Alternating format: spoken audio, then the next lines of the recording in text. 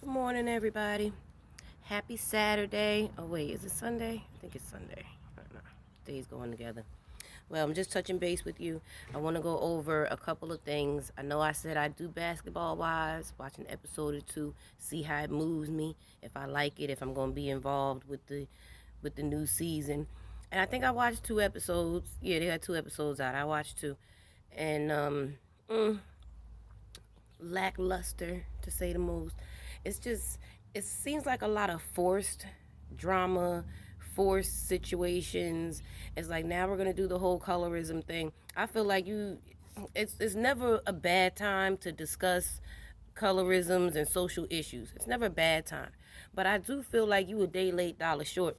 Shawnee had plenty of opportunity to talk about that with the reunion, but no, what did she do? She isolated OG in a whole backstage because she couldn't be around everybody else because they were too afraid of her aggression. Yeah. I don't know if the aggression in her skin tone, because every single one of those people on that stage that was out there, like we've gone on over this before, has done something violent, had tried to throw something at somebody, tried to attack somebody. I mean, real talk, Evelyn is the most violent and dangerous person on that show. Okay, so if it was like a it was like a whole team of criminals, Evelyn would be the serial killer. That would be her, because she has done it consistently every season and took it to the max with anybody.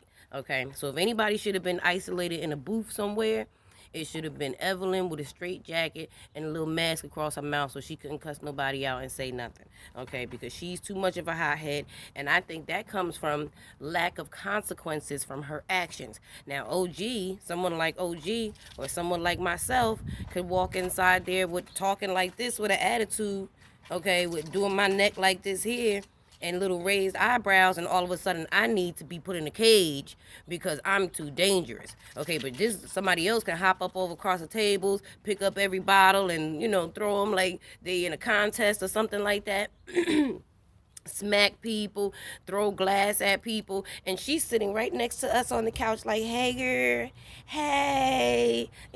So the fact that they don't see that it's colorism is even a problem that I don't even want to have. I don't want to discuss it with you no more. We should have discussed that last season.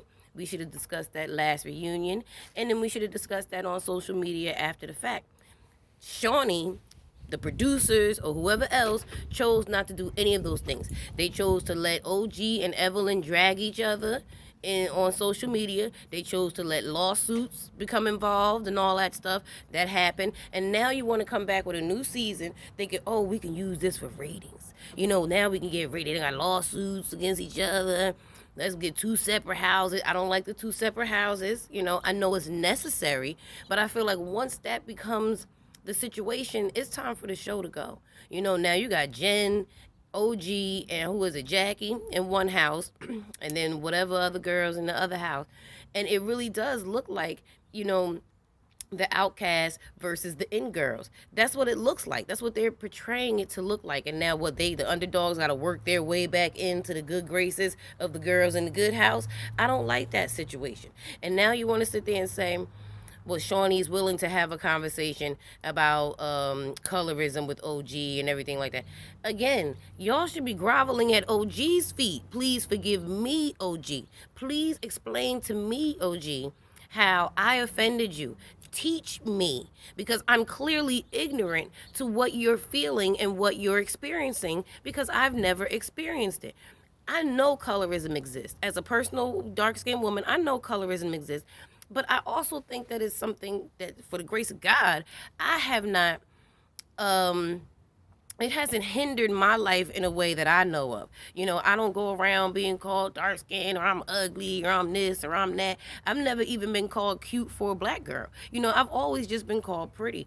So, I do understand that certain people have that. Everybody has that. That's what I'm saying. I'm not saying that it wasn't ever done behind my back to where I didn't know about it, but I've never really experienced colorism that way.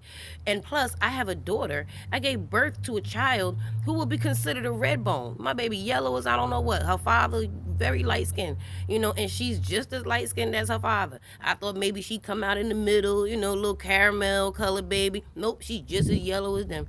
So it's like I love someone with everything in me who is light skinned. I love her more than I love myself.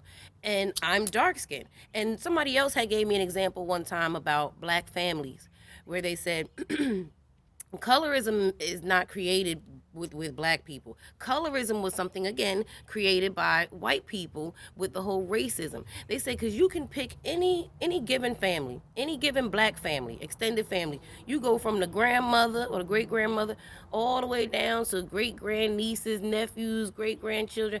You will have all different types of shades. I know people darker than me whose grandmother can pass for white.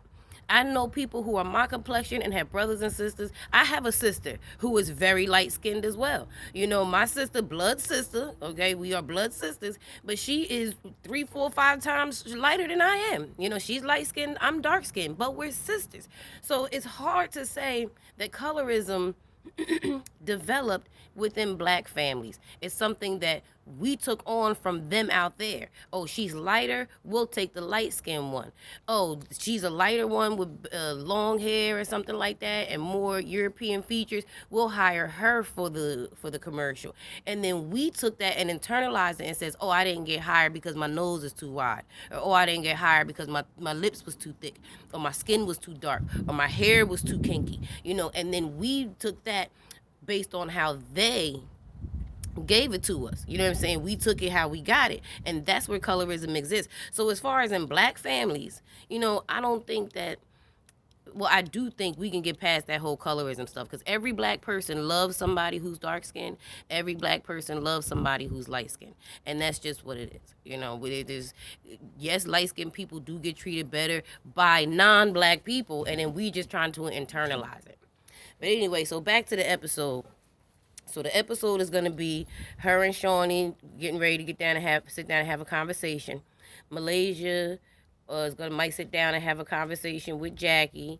Okay, they trying to work that out. Evelyn's trying to work that out. Again, these are things that I feel like they late dollar short. That situation with Jackie and Malaysia, that happened so long ago to me. In my mind, I thought they pieced it up. I'm like, oh, we still beefing? I said, oh, we still beefing with Malaysia? Oh, okay, I guess. And Jackie's response was she wasn't ready to tell Malaysia any truth at that point in time. So now she's had months and months and months to come up with a story, to come up with a lie, to come up with something that makes absolutely no sense, and I absolutely don't want to hear it. Now, the other thing that I think, the reason why I'm not going to watch either, is because there's already a rumor now saying, I heard this rumor, saying that OG didn't have a house or something in the area or whatever. Like, the first 2 episodes, they're all still in their own homes, getting ready to prepare to go to the filming house. So somebody had said there was a rumor that production had to rent a house for OG to film for those 2 episodes to make it seem like she had a house or a permanent place to stay while she's packing to go to the filming house, and that they spent $30,000 or something like that. I said, that doesn't make any sense. Again, these rumors that doesn't make any sense. I'm not even in the production world, but why would I spend $1, okay, at all, pretending that you have a house just to film for 2 days for you to pack to go to the filming house? If I was production, or if I was in charge of production, or if I was in charge of any type of budget, I would say, why don't we just start filming at the filming house? That way nobody's house has to get shown. Nobody's house has to get filmed. We don't start the filming at your individual, your personal residence. We all start the filming when you get here, like Bad Girls Club, which is what it's going to be. It's going to be like Basketball Wives, Divorcee Bad Girls Club, So I thought that was a lie. I'm going to be honest with you. I thought it was just a rumor. I don't see production doing that because that's not smart. It's very counterproductive, and it doesn't help their bottom line at all. So that's not something that they would do. And I don't care who it was. I don't care if it was OG. I don't care if it was Beyonce. They're going to say, girl, B, we just going to start filming when we get to the film house. That's what's going to happen. We're not going to spend $30,000 just to watch you pack up in a fake house that's not yours. So I don't think they did that with OG. But because stuff like that is starting so early, it's just like, is this the best you can come up with? I'm sitting there thinking, like, ain't nobody at the round table. I know y'all have a round table. Ain't nobody at the round table meeting saying, well, wait a minute. I don't like this. This don't sound right. I wouldn't watch this. My family wouldn't watch this. And it's getting on people's nerves. I mean, ain't you people college educated? At least something. I mean, at least you have experience. Nobody, how did this get past everything? Editing, approval, production. How did it get past everything to get onto my TV screen? I'm not watching. I'm telling you. And they said that their ratings have gone down. The first episode was the lowest ratings that they had in the history of Basketball Wives. The second episode was even lower than the first episode. So I mean that goes to show you right then and there. Now you got everybody moving all over the country. You got Shawnee trying to go to Texas. It looked like everybody else moving to Atlanta. And then I guess you still got some people over there in LA or whatever. But that brings me to my new subject about moving to Atlanta, because I was thinking about that, about how my situation has been moving from New Jersey to Georgia. And now I don't live in the city of Atlanta, but I live on the south side. So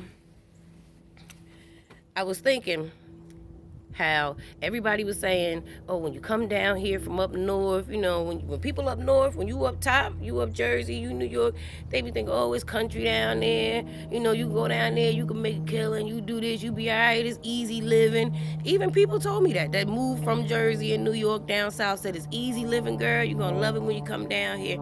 And now let me say this, I love Georgia. I love Georgia. I've been here. It's going to be a year next month that I've been in Georgia. And I really like it. And I do not intend to leave. Even if I happen to fall on some hard times or something, I'm going to make it work because I like this state. But I will say this too. It's not no easy breezy, it's not no slow country bumpkin, nothing, whatever they thought it was, when you come down here. You can come up from up north, but you come down here thinking shit sweet, and you gonna feel the pressure, because that's exactly what happened. I mean, I'm still moving. I'm able to do what I gotta do and get where I gotta get, know who I gotta know, but it's different, And when you born and raised in one area, like I'm born and raised in Jersey, you get used to your hood. You get used to your situation. And yeah, hood rules are hood rules, but when you come somewhere else, completely out of zone, it's not like I moved from New Jersey to New York or DC or Philly. No, I moved to Atlanta, Georgia, and it's different, but I do like it. I love Georgia. I will not be going back to Jersey anytime soon unless I absolutely had to, and I've decided I'm going to build my life in Jersey. I even went ahead and got an LLC, so I'm trying to start a little business down here, and I enjoy it. I really do. So I guess maybe that's why you got all these celebrities coming down here, or these reality celebrities. I guess we need to come up with